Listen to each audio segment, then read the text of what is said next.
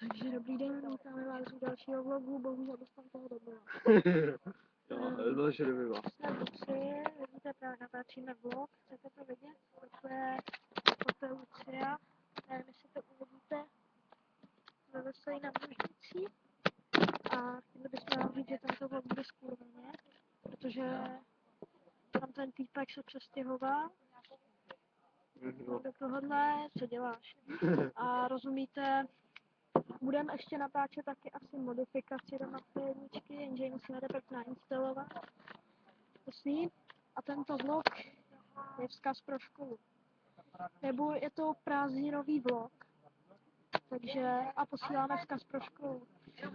Zamrdíte!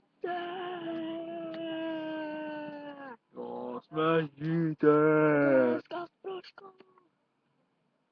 Rozumíte? A tento vlog se bude jmenovat prázdninový vlog, jasný? A jsme již ve Veselí nad Lužnicí, hned tamhle naproti, to asi neuvidíte, tam je diskovinárna, to už teda zrušili, ale mohli by tady udělat, víte co?